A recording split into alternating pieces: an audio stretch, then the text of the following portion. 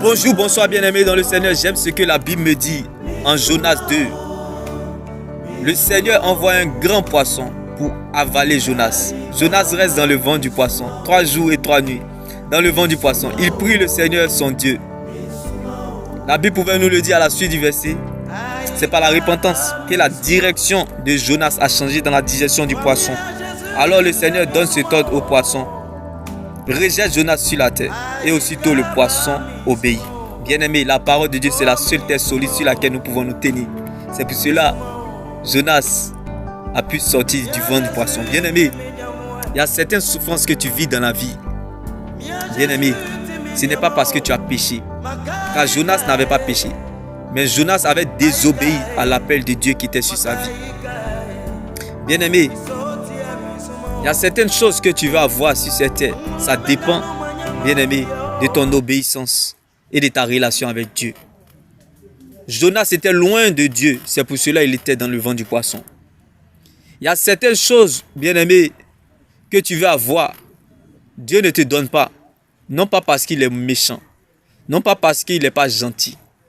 Dieu est bon et juste. Dieu n'est pas gentil.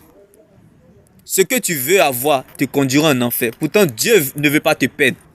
Dieu veut te cacher. C'est pour cela qu'il te préfère d'être dans le ventre du poisson, comme le cas de Jonas. Il y a certaines choses que tu veux avoir qui te conduiront en enfer.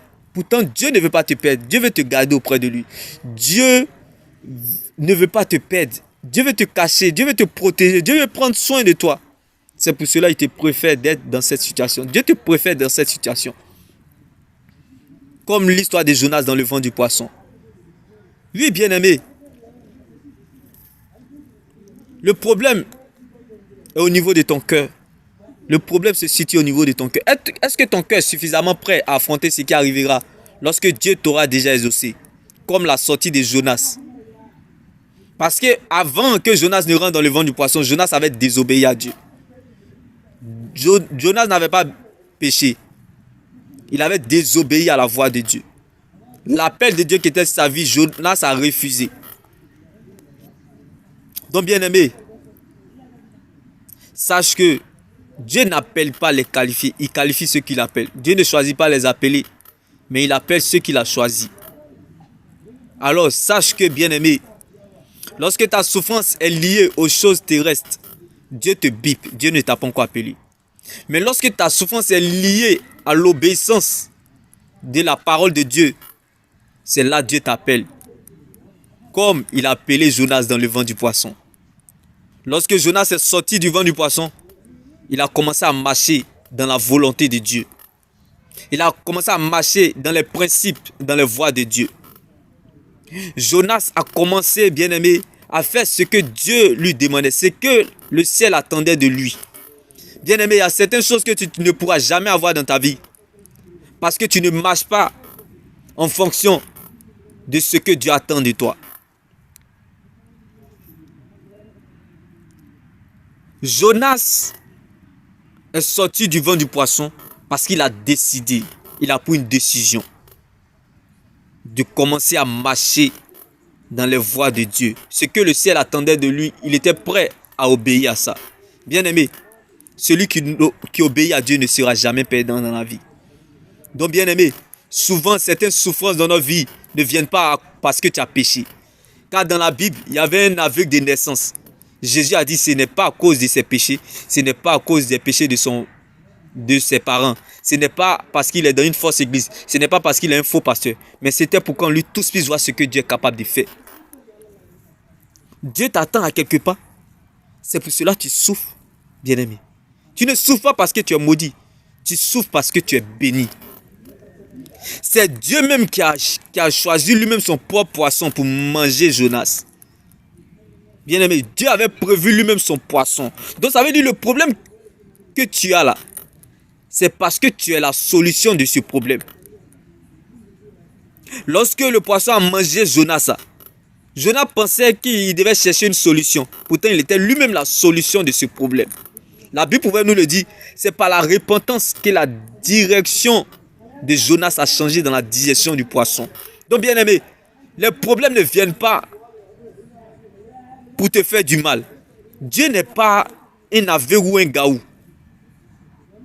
C'est pour cela, sache que les problèmes viennent en fonction de la foi que Dieu a disposée en chacun. Chacun a ses épreuves taillées à sa propre mesure. Dieu n'est pas gaou ni aveugle. Donc, bien aimé, si tu veux sortir de tes épreuves, commence à t'attacher à l'appel de Dieu qui est sur ta vie. Commence à marcher dans cette voie-là.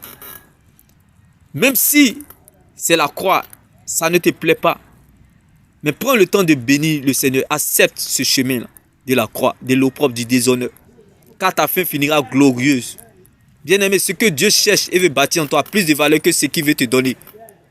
Comme le cas de Jonas dans le ventre du poisson. Ce que Dieu cherche et veut bâtir en toi a plus de valeur que ce qu'il veut te donner. Ce que Dieu veut développer dans ton caractère a plus de valeur que ta prospérité. Bien-aimé, il y a certaines souffrances qu'on peut sortir de là. Non pas parce qu'on est saint, on est 3 fois saint, non. Mais parce qu'on a répondu à l'appel de Dieu. Bien-aimé, j'ai dit à quelqu'un, le thème de mon message, c'est réponse en son amour. C'est la réponse en son amour qui est le thème de mon message. Alors bien-aimé, sache que le Dieu que nous servons, que nous aimons, aime les problèmes. C'est Dieu même qui avait prévu un poisson dans la mer pour avaler Jonas. C'est pour te dire que ton problème là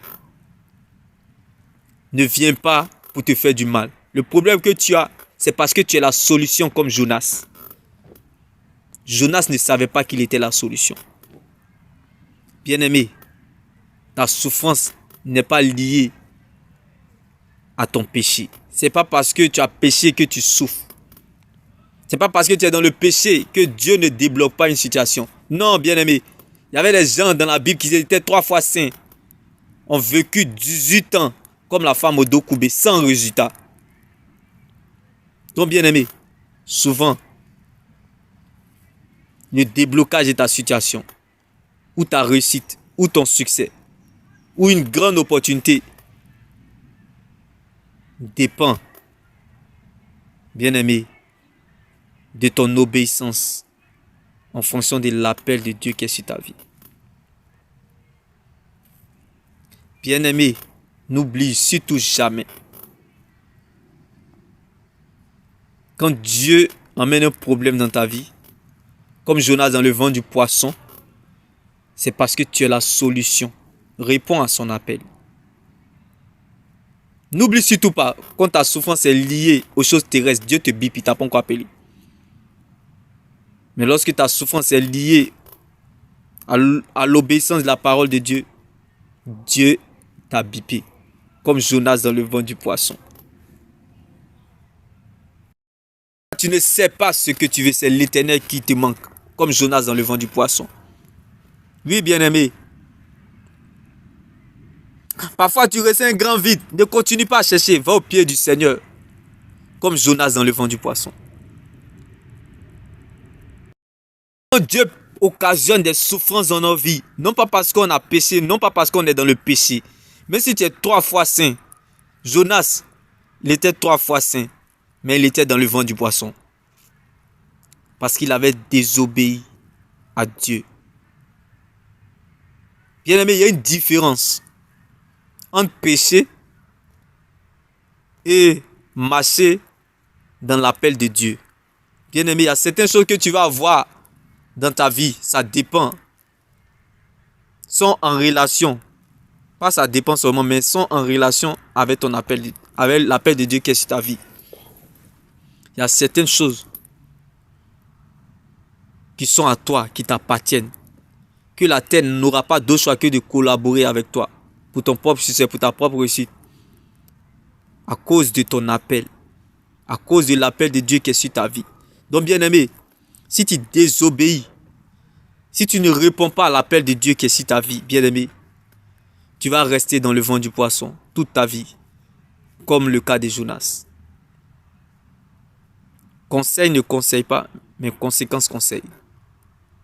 Est-ce que je parle à quelqu'un ce jour? T'es béni. Shalom.